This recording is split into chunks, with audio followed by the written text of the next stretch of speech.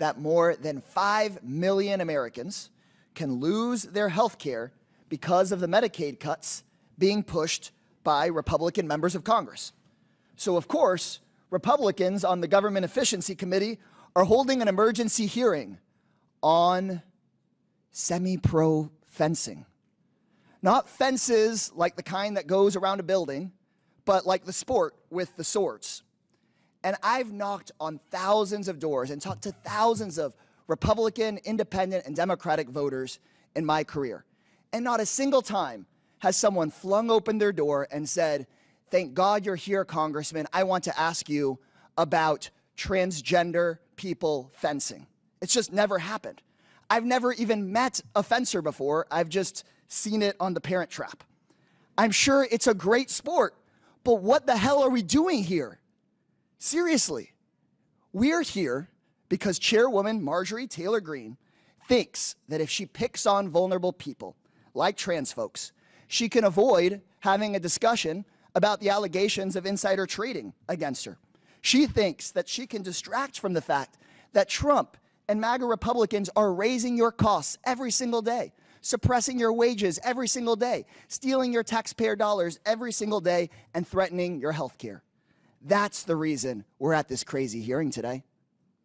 Here we are in a subcommittee supposedly about government efficiency, spending hours upon hours trashing trans people and talking about trans folks in sports. There's more members on this committee than there are trans people in all of college sports. Of the 500,000 student athletes in America, about 10 of them are trans. Not 10,000, 10. In Olympics, there are even fewer. So in my opinion, sports leagues will do a much better job than politicians up here on this committee coming up with fair and thoughtful ways of handling who does and who does not qualify for which sports. But I think that instead of picking on LGBT people, politicians in this country should be singularly focused on improving the economy for every single working American. That's my crazy idea. Ms. Goss-Graves, Republicans have called an emergency hearing on trans athletes in the sport of fencing today. Can you tell me, how many college fencers are there total in the entire United States? I think about 1,000. Compare that to, do you know how many people rely on Medicaid in this country? That's more like 80 million. And Social Security? That's more like 70 million. So 80 million people rely on Medicaid, 70 million people on Social Security. We're talking about 1,000 college fencers, period. How many hearings do you think this committee has held on Elon Musk pushing Social Security to the brink of collapse? Oh my God.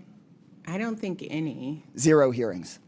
How many hearings have we had about the millions of Americans who could lose Medicaid because of the cuts Republicans are pushing today? Well, 0. That is correct.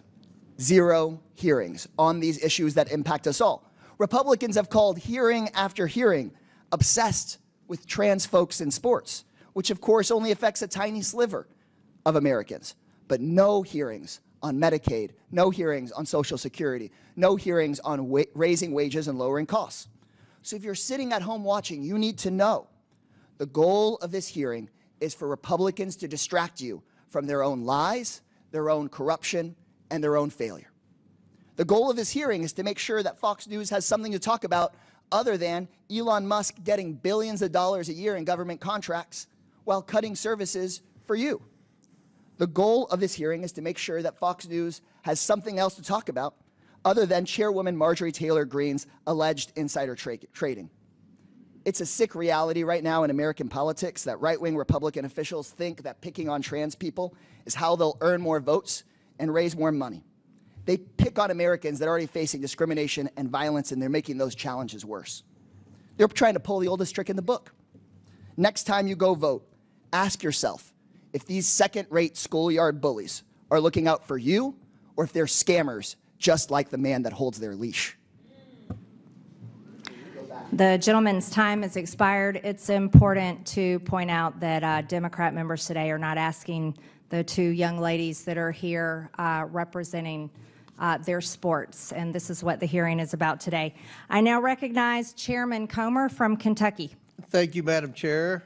I want to start with a quick round of yes or no questions for each of our four witnesses. So